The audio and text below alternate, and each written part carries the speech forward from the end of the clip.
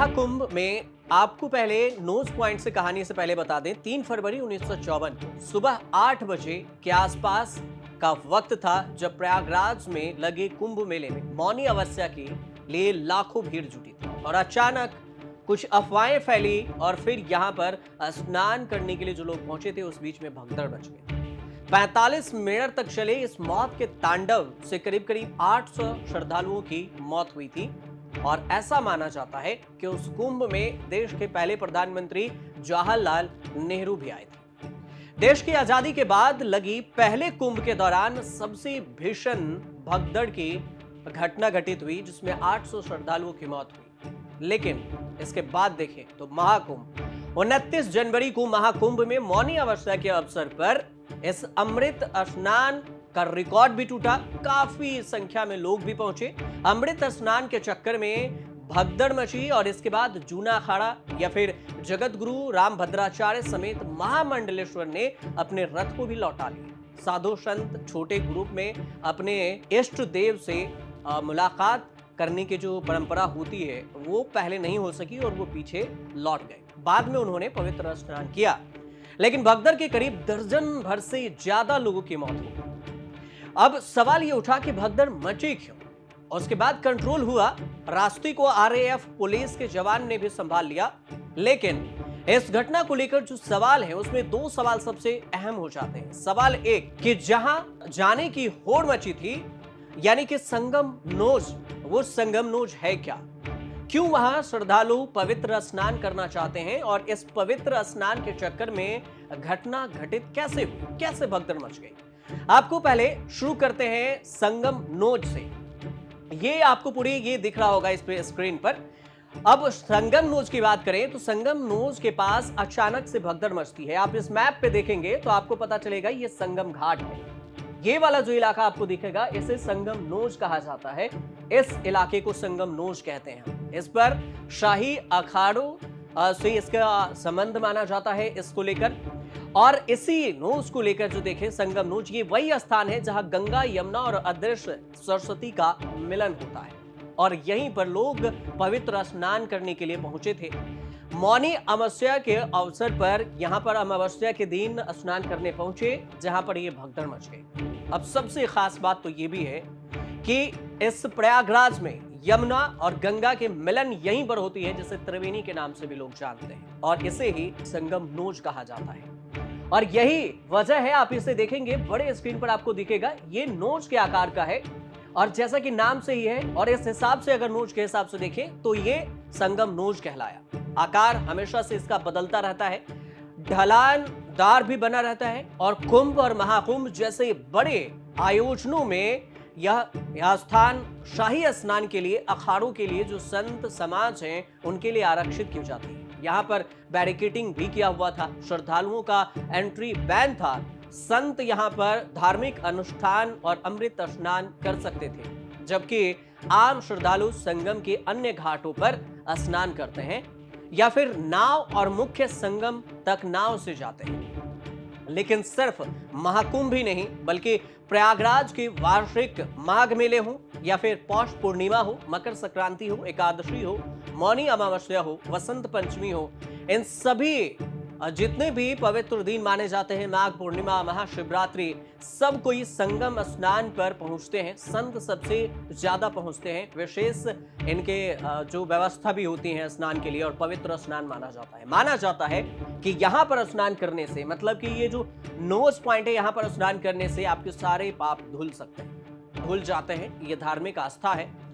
अगर देखा जाए तो 2019 में ये इतना बड़ा नहीं था और हर घंटे इस पर तब 50,000 श्रद्धालु स्नान कर सके, इसकी क्षमता को बढ़ाया गया। और इस बार जो महाकुंभ लगा है उसमें आप वीडियोस देख रहे हैं कि ये कैसे अभी यहाँ पर व्यवस्था है, लेकिन इसमें करीब करीब 2 लाख लोग यहाँ पर पहुंच सकें, इतनी व्यवस्था की गई कि संगम नोज पर आप 2 लाख लोग से ज्यादा स्नान कर सकते हैं और यहां पर पहुंच गए, जो 50,000 से बढ़ाया गया। 26 हेक्टेयर क्षेत्र में नया घाट भी बनाया गया और पिछले महाकुंभ की तुलना में 2 हेक्टेयर और भी बढ़ा दिया गया। श्रद्धालुओं की जो सुविधा है उसके लिए 1650 मीटर के क्षेत्र को रेत की बोरियां बिछाकर घाट भी तैयार की गई।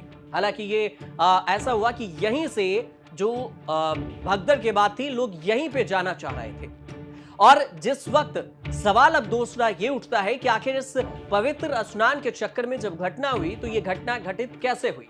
लोग जाना चाह रहे थे इस त्रिवेणी के जो संगम नोज है यहां पर, लोग यहां पहुंचना चाह रहे थे। और इसी को देखिए 29 तारीख को करीब 1 बजे रात में लोग मौनी अमावस्या की जो पावन समय होता है और इसी पावन स्नान के लिए लोग जा रहे थे। इस नोज पॉइंट पर जो स्नान कर रहे थे वो रिटर्न आने वाले थे और इधर से जाने की प्रक्रिया भी हो रही थी इस घाट पर। ये पूरा नदी है जो आपको ब्लैक दिख रहा होगा, संगम घाट का ये पूरा स्थल माना जाता है। यहीं पर जो देखे तो नदियों का एक इधर से मिलन होती है।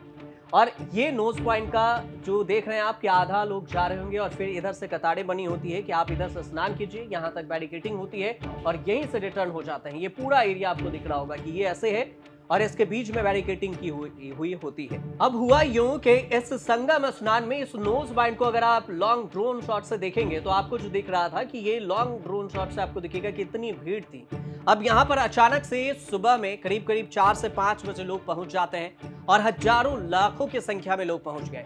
लोग ये चाह रहे थे कि शाही स्नान से पहले हम जाएं वहां पर और स्नान करें। अब इसी चक्कर में जो भीड़ इधर से जा रही थी और उसके बगल में जो बैरिकेडिंग की हुई थी वहां पर कुछ लोग आराम कर रहे थे कि सुबह के शाही स्नान में हम जाएंगे और उन्हें इतना दिख नहीं सका भीड़ में कि लोग सोए हुए हैं। अब बैरिकेडिंग टूटती है और फिर लोग उस बैरिकेडिंग के चपेट में आ जाते हैं। जो लेटे हुए थे उनके पैरों से रौंद दिए जाते हैं और इसी बीच में वहां पर ये घटना घटित होती है, भगदड़ मच जाती है। और ये भी खबर है कि इसी भगदड़ में अभी तक दर्जन भर से ज्यादा लोगों की मौत हो चुकी है। करीब राउंड डेटा देखें तो 12 से 15 का डेटा अभी बताया गया है। कई लोग घायल हो जाते हैं। इसके बाद योगी जो मुख्यमंत्री हैं और उसके बाद प्रधानमंत्री मोदी से लेकर तमाम नेता इस पर इसके दुख व्यक्त किए और कानून व्यवस्था को बनाए रखने की बात कही, शांति की अपील की। चलिए, ये तो बात हुई कि संगम में त्रिवेणी नोज पॉइंट को लेकर और भगदड़ कैसे मची है उसकी बात। अब आपको बताते हैं, क्या ये पहला घटना था जहां पर घटना ऐसी घटित हुई है? तो नहीं, इससे पहले भी कई ऐसी घटनाएं हैं जिसमें लोगों की मौत हुई है। एक एक करके आपको बताते हैं। आप जो ग्राफिक प्लेट पे देखेंगे तो आपको इस पर दिख जाएगा।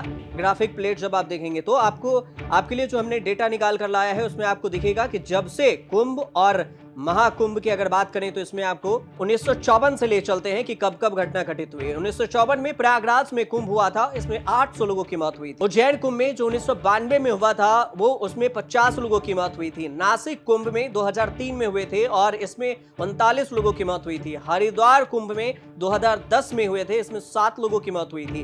प्रयागराज कुंभ में 2013 में जो हुआ था उसमें 36 लोगों की मौत हुई थी। और अभी प्रयागराज महाकुंभ हुआ है ये, और इस महाकुंभ में अभी 12 से 15 लोगों की मौत की खबर सामने आ रही है। चलिए, ये हुई मौत की बात। अब आपको बता देते हैं यहाँ की कानून व्यवस्था को लेकर। इस कानून व्यवस्था की अगर बात करें तो इसकी तैयारी की हुई है। 76वां जिला घोषित किया गया इस कुंभ को लेकर। 41 घाट तैयार किए गए, 10 पक्के घाट हैं, 31 अस्थायी घाट हैं और इन घाटों के पहुंचने के लिए 14 मार्ग जो मुख्य मार्ग हैं, इससे को मिलाकर देखें तो यहाँ पर कुल 30 मार्ग बनाए गए हैं। 30 मार्ग के अलावा देखें तो एक चीज और खास बात है, यहाँ पर लोग बिहार, झारखंड, पश्चिम बंगाल और ओडिशा से भी लोग जा रहे हैं। लेकिन आपको तमाम जो ट्रेनें आ रही हैं उस ट्रेन में भी खचाखच भीड़ नजर आएगी। वो चाहे पटना से चले, पटना के या बिहार के किसी भी जगह से जब ट्रेन चल रही है। वैसे तो पटना के अलावा ज्यादातर जगह से सीधे ट्रेन आने की तो स्थिति में नहीं होती, इतनी खाली खाली, लेकिन इतनी भीड़ है। उस भीड़ में कुछ जगहों की जो तस्वीरें आई हैं वो काफी भयावह तस्वीरें हैं। उसमें आप पटना देख सकते हैं, प्रयागराज से जो ट्रेन जा रही है उसे भी देख सकते हैं और पटना से आ रही है उसे ट्रेन भी देख सकते हैं। अगर सोनपुर जोन चलते हैं बिहार से आने वाली तो उधर आप समस्तीपुर में देख सकते हैं, हाजीपुर की भीड़ देख सकते हैं। इसमें काफी सारी भीड़ आपको दिखाई देगी। और यही चीज पश्चिम बंगाल के साथ भी हो रहा है। पश्चिम बंगाल से भी जो लोग आ रहे हैं ट्रेन में इतनी भयावह भीड़ नजर आ रही है। फिलहाल आपको इस भगदड़ की पूरी कहानी आसान भाषा में हमने समझाने की कोशिश की। उम्मीद करते हैं कि आपको ये पूरी जो वीडियो है एक वीडियो में समझ में आ गई होगी कि आखिर महाकुंभ में भगदड़ कैसे मची। हालांकि अभी शांति कायम है और इसमें कुछ ज्यादा हादसे की तो बात नहीं आई है, जितनी थी अब हो गई, अब कंट्रोल हो रखा है। तो ऐसे कोई पैनिक ना हो, जो भी वीडियो देख रहे हैं वो आराम से अपने पवित्र स्नान करें और फिर वहां से निकल जाए। रुकने की ज्यादा चेष्टा वहां पर ना करें ताकि शांति से जो लोग जा रहे हैं वो भी जाएं और आए। करीब करीब 40 करोड़ लोगों के वहां पर पहुंचने की जो बात अनुमान सरकार ने बताई है, अभी तक 20 करोड़ से ज्यादा लोग यहां पर शाही स्नान कर चुके हैं। तो समझिए कि कितनी भीड़ होगी, इसलिए रुके ना, अपने स्नान करके निकल जाए। और आपको अच्छी लगी हुई वीडियो तो चैनल को सब्सक्राइब कीजिएगा, शेयर कीजिएगा, कमेंट कीजिएगा और हमें जरूर बताइएगा और देखते रहिए न्यूज़ तक।